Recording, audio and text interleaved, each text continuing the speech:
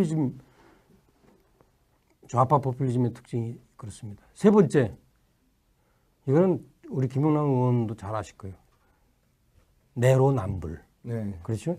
그래서 나는 내가 하면 로맨스고 남이 하면은 그렇죠. 그 참 불린이다. 이거는 뭐 인사 문제도 그렇고 각종 문제 다 나타나기 때문에 내가 특별하게 이 아까운 시간에 사례를 들 필요는 없고. 그동안 뭐 장관 임명과 관련해서 진짜 내로남불 케이스가 너무너무 많았죠. 너무 최근에 또 보면 과학부 책임지는 사람. 그렇죠. 네. 그 과학기술보좌관의 그 황우석 소위 사태에 가장 책임이 큰 사람 중에 한 명을 그러니까. 또 그러니까. 이번에 뭐죠? 과학정책에 대해서 총괄하는 무슨 본부장, 뭐 본부장이 시켰는데. 과학기술혁신본부장에 시켰죠. 그러니까 그것도 또 아니 내가 가까운 데부터 올라가면 FTA 통상본부장. 네. 아이고 뭐 저 FTA 통과될 당시에 그때는 막 그냥 막 삭발하고 그냥 뭐 수용 길고 정권 바꾸면 반드시 폐기시킨다 그러더니 지금 내가 추진하는 FTA는 선이요? 이게 참 그 전에 뭐 저를 포함한 전 정권이 하도 못해서 사람들이 눈 감아주는 건지 이거는 사실 상식적으로 납득이 안 돼요. 그래서 하여튼 이 정권의 특징 4글자짜리로 3개. 첫째 콜로세움, 두 번째 우왕좌왕, 우왕좌왕. 세 번째 내로남불. 이 세 가지가 특징이에요. 그래서 이것들이 사람들이 알아듣기 쉽게 하면은 그 백투더 노무현이고 좀 학문적으로 얘기하면 좌파 포퓰리즘. 백투더 노무현 말씀하시니까 지금 보니까 노무현 정부의 그때 당시에 청와대에 백투더 노무현 말씀하시니까 지금 보니까 노무현 정부의 그때 당시에 청와대에 행정관, 비서관, 뭐 지금 문재인 대통령도 이제 그때 수석을 하고 또 막판에는 비서실장을 하던 분이 지금 대통령이 됐습니다만 그래서 그런지 그때 행정관, 비서관 하던 사람들이 수석, 장관 뭐 이렇게 소위 그 직급이 올라간 걸로 사람은 똑같아요. 비슷하더라고요. 그때 그 사람들. 그렇죠. 네. 그래서 백투더 노무현인데 내가 예전과 관련해서 하나 더 아주 중요한 사실을 오늘 얘기해 줄 거예요. 지금 문재인 정부와 노무현 정부를 딱 비교를 좀 해보면 단순히 얼굴만 문재인을 바꾸는 노무현 정부는 아니야. 한 단계 진화된 게 있어요. 네. 야, 이게 정말 중요한데 노무현 정부 때는 사실은 조금 약간 그 노무현 정부를 구성하는 사람들이 약간 좀 아마추어적인 게 있었어요. 그러니까 분위기를 좀 타고 이러면서 이번에는 한층 체계화돼 있어. 이게 그래가지고 네 편 내 편을 정확하게 가르고 그다음에 이 소위 말하면 이슈 턴이나 그다음에 대국민 여론 홍보 이런 것들이 훨씬 더 뛰어나. 그런데 더 중요한 게 하나 있어요. 진짜로 지금 얘기할 때 나보고 사람이 다 똑같다 그랬죠. 달라졌어요. 뭐 10년 동안 좀 많이 뭐가 달라진지 아세요? 칼을 갈았겠죠. 이 정부를 구성하는 추측 세력이 친노가 아니에요. 친노에는 있죠. 사실은 그 소위 말하면 심정적 좌파. 근데 뭐 이렇게 약간의 그 이런 사람들이 꽤 있었어요. 근데 이 정부는 특징이 뭐냐면 상당히 프로페셔널한 좌파들이 들어가 있어요. 그러니까 쉽게 말하면 친노가 주축이 됐던 것에서 전대협 세력이 주축이 된 것으로 바뀐 거예요. 전대협 세력은 제가 이제 그 우상호, 뭐 임종석 이런 친구들 고등학교 후배인데 그 친구들은 갖고 있는 특징이 뭐냐면 아주 유연하면서 상당히 목표의식이 분명해요. 그러니까 지금 가만히 보세요. 이 친노 중에서 사실은 이 전대협이 인맥이 아닌 사람들은 사실 또 지금 밀려나가고 있거든. 이게 지금 상당히 중요한 거예요. 이거는 아무도 얘기를 안 했지. 좀 청와대가 사실은 뭐 전대협 동문회 그렇죠. 하고 있다는 거 아닙니까? 네. 지금 청와대에서. 친노만 해도 사실은 좀 이렇게 낭만적이고 그런 게 있거든요. 근데 친노했던 사람들 중에서 이렇게 조금 느슨한 사람, 나이브한 사람, 뭐 예를 들어서 뭐 알죠? 배우 했던 사람들이나 뭐 아니면 그냥 학원 했던 사람들, 이런 사람들은 다 밀려나고 전대협을 통해서 큰 친구들 있죠. 이 친구들이 다 중요한 포스트에 있는 거예요. 내가 볼 때는 그런 측면에서 이게 진일보인 거예요. 전대협 출신들은 사실 뭐 나이가 50대 뭐 이제 60을 바라보지만 정치는 30년, 40년 한 거예요, 사실은. 대학 노예하지요. 네, 노예해야 그럼요. 합니다. 누구보다도 정말 정치 노예합니다. 이력이 많은 네. 사람들이죠. 그 친구들이 내가 볼 때는 아마 문재인 대통령 만들기에도 아마 주축이었고, 우리가 지금은 거의 기정사실화 하지만 적어도 1년 전만 해도 민주당의 후보가 문재인으로 확정되지는 않았었어요. 그렇죠. 그죠? 한 1년 반 전에는 사실 1등이 요즘에 그 문재인 대통령한테 그 구애하고 반성문 쓴 박원순 그렇죠. 이었단 말이야. 형님으로 깍듯이 네, 모시겠다고 박원순이었다고. 충성서약한 그런 박원순 시장이 1등이었죠. 그런 상황에서 과연 누가 이 문재인이 다음번 후보라고 예상했었겠어요. 그런데 그 상황에서도 전대협 친구들은 끊임없는 자기들의 그 언더그라운드 모임을 통해서 의견을 모아가면서 문재인 밀기를 결정하고 추진한 거예요. 그 사람들이 지금 문재인을 만들었고, 따라서 문재인의 현재 그 인사 정책 등의 어떤 그 이 주축은 전대협 세력입니다. 그래서 이분들이 앞으로 제가 볼 때는 사고를 칠 거예요. 그래서 문재인 대통령이 지금 딱 대통령 되고 보니까 상황이 다르거든. 경제적인 상황, 외교 안보 상황. 그래서 헷갈리는 거야 지금 그죠?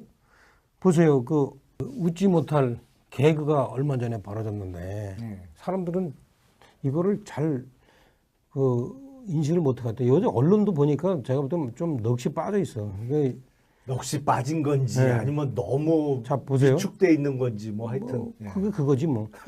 이게 보면 문재인 대통령이 휴가 끝나자마자 제일 먼저 한 게 트럼프하고 통화한 거 아니에요. 그거 전화 통화도 안 하고 휴가 가서 욕을 얼마나 많이 그러니까 먹었어요. 이제 뭐 당연히 했어야 되는 걸 안 하고 국민이 갔으니까. 불안할까봐 안 했다고 그러는데 사실은 자기가 불안한 거야. 이게.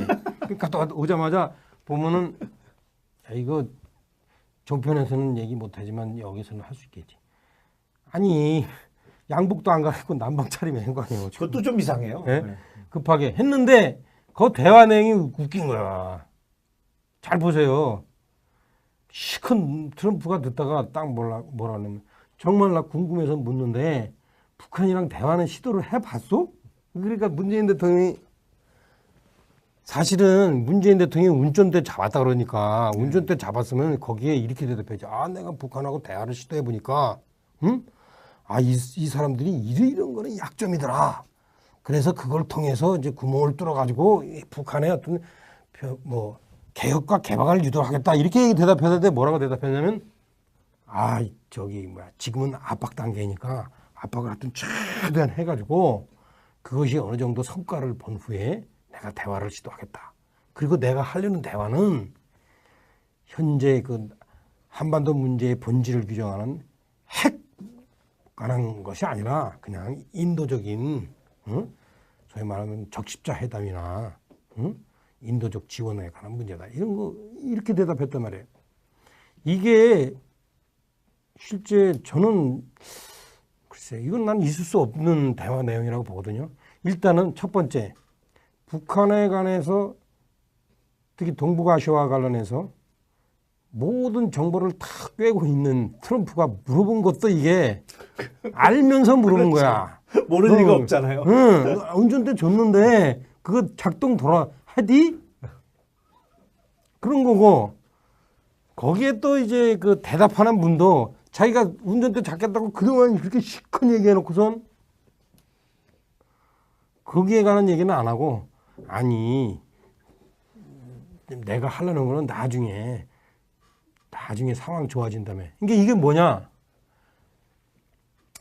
결국에는 대화는 현 상황의 해법이 아니라는 거를 본인이 시인한 거죠. 근데 이거를 무슨 뭐 지금 잘 나가는 언론이나 이런 부분에서는 아무도 이거를 중요한 발언으로 안 보는 거야. 그러니까 사실은 지금 말씀하신 대로 트럼프 대통령과의 통화에서 문재인 대통령이 한 얘기는 거창하게 무슨 베를린 선언이라고 하면서 얘기했던 취지하고는 완전히 근본적인 내용이 바뀐 거잖아요. 그럼요. 베를린에서 대화를 주도하겠다는 게 뭐 그런 뭐 핵 문제 다 빼고 뭐 이런 거 다 빼고 그냥 뭐 이산가족이나 적십자 얘기하는 대화하겠다는 그런 취지가 전혀 아니었잖아요. 새 구상. 그러니까요. 네, 완전히 뭐야 그러면 그런 거 앞뒤가 있잖아요. 안 맞잖아 이게. 그래서 이 부분에 대해서는 아까 얘기했듯이 우왕좌왕인데 내가 이거 갖고서 이제 이 개그를 하나 만들었는데 들어보세요. 네.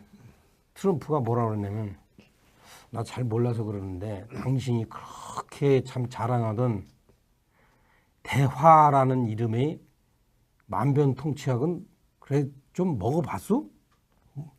그랬더니 여기에 대해서 문재인 대통령이 한 대답은 그거요. 그 당신이 주신 압박이라는 약을 먼저 먹어서 완치된 후에 그다음에 내 대화라는 만병통치약을 그다음에 내가 써보겠습니다. 완치가 됐는데 무슨 만병통치약이 그러니까 뭐가 필요해요? 지금 대답한 내용이 그러니까 여기에 딱 들어보선 트럼프가 이게 무슨 내용이야?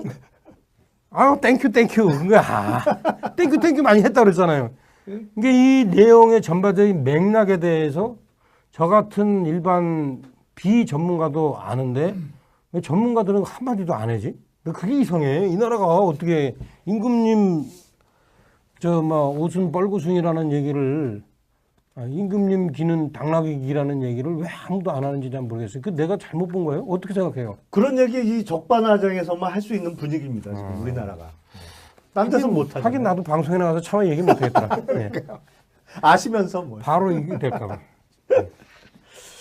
그런데도 지금 뭐 조금 내려갔다고는 하지만 문재인 대통령에 대한 국정 수행에 대한 긍정적 평가가 70%를 조금 넘는다. 뭐 네. 이런 기사가 나오고 있어요. 그것도 이제 조금 떨어져서 70.3% 있었어요. 근데 이 정부는 특징이 뭐냐면 상당히 프로페셔널한 좌파들이 들어가 있어요. 그러니까 쉽게 말하면 친노가 주축이 됐던 것에서 전대협 세력이 주축이 된 것으로 바뀐 거예요. 전대협 세력은 제가 이제 이 우상호, 뭐 임종석 이런 친구들 고등학교 후배인데 그 친구들이 갖고 있는 특징이 뭐냐면 아주 유연하면서 상당히 목표의식이 분명해요. 그러니까 지금 가만히 보세요. 이 친노 중에서 사실은 이 전대협이 인맥이 아닌 사람들은 사실 또 지금 밀려나가 있거든. 이게 지금 상당히 중요한 거예요. 이거는 아무도 얘기를 안 하지. 좀 청와대가 사실은 뭐 전대협 동문회 그렇죠. 하고 있다는 거 아닙니까 지금 청와대에서. 친노만 해도 사실은 좀 이렇게 낭만적이고 그런 게 있거든요. 근데 친노했던 사람들 중에서 이렇게 FTA 통과될 당시에 그때는 그냥 삭발하고 그냥 수용 길고 정권 바꾸면 반드시 폐기시킨다 그러더니 지금 내가 추진하는 FTA는 선이요? 이게 참 그 전에 저를 포함한 전 정권이 하도 못해서 사람들이 눈 감아주는 건지 이거는 사실 상식적으로 납득이 안 돼요. 그래서 하여튼 이 정권의 특징 4글자짜리로 3개. 첫째 콜로세움, 두 번째 우왕좌왕, 세 번째 내로남불. 이 3가지가 특징이에요. 그래서 이것들이 사람들이 알아듣기 쉽게 하면은 백투더 노무현이고 좀 학문적으로 얘기하면 좌파 포퓰리즘. 백투더 노무현 말씀하시니까 지금 보니까 노무현 정부의 그때 당시에 청와대에 백투더 정부 때는 사실은 조금 약간 그 노무현 정부를 구성하는 사람들이 약간 좀 아마추어적인 게 있었어요. 그 분위기를 좀 타고 이러면서 이번에는 한층 체계화돼 있어. 이게 그래가지고 네 편 내 편을 정확하게 가르고 그다음에 이 소위 말하면 이슈 턴이나 그다음에 대국민 여론 홍보 이런 것들이 훨씬 더 뛰어나. 그런데 더 중요한 게 하나 있어요. 진짜로 지금 얘기할 때 나보고 사람이 다 똑같다 그랬죠. 달라졌어요. 뭐 10년 동안 좀 많이 뭐가 달라진지 아세요? 칼을 갈았겠죠. 이 정부를 구성하는 주축 세력이 친노가 아니에요. 친노에는 있죠. 사실은 그 소위 말하면 심정적 좌파, 근데 뭐 이렇게 약간의 그 이런 사람들이 꽤 있어. 노무현 말씀을 하시니까 지금 보니까 노무현 정부의 그때 당시에 청와대 행정관, 비서관, 뭐 지금 문재인 대통령도 이제 그때 수석을 하고 또 막판에는 비서실장을 하던 분이 지금 대통령이 됐습니다만 그래서 그런지 그때 행정관, 비서관 하던 사람들이 수석, 장관 뭐 이렇게 소위 그 직급이 올라간 거 외에는 올라가지고. 사람은 똑같아요. 비슷하더라고요. 그런데 그때 내가 그 그래서- 사람들. 그렇죠. 네. 그래서 백투더 노무현인데 내가 이점과 관련해서 하나 더 아주 중요한 사실을 오늘 얘기해 줄게요. 지금 문재인 정부와 노무현 정부를 딱 비교를 좀 해보면 단순히 얼굴만 문재인을 바꾼 노무현 정부는 아니야. 한 단계 진화된 게 있어요. 네. 야, 이게 정말 중요한데 노무현 정부 지금 좌파 포퓰리즘의 특징이 그렇습니다. 세 번째, 이거는 우리 김영남 의원도 잘 아실 거예요. 내로남불. 네. 그렇죠? 그래서 내가 하면 로맨스고 남이 하면은 그렇죠. 그 참 불린이다. 이거는 뭐 인사 문제도 그렇고 각종 문제 다 나타나기 때문에 내가 특별하게 이 아까운 시간에 사례를 들 필요는 없고. 그동안 뭐 장관 임명과 관련해서 진짜 내로남불 케이스가 너무너무 많았죠. 너무 최근에 또 보면 과학 뭐 책임지는 사람. 그렇죠. 네. 그 과학기술 보좌관의 그 황우석 소위 사태에 가장 책임이 큰 사람 중에 한 명을 그러니까. 또 그러니까. 이번에 뭐죠? 과학 정책에 대해서 총괄하는 총괄하는 무슨 본부장. 뭐 본부장이 시켰는데. 과학기술 혁신 본부장에 시켰죠. 그러니까 그것도 또 아니 내가 가까운 데부터 올라가면 FTA 통상본부장.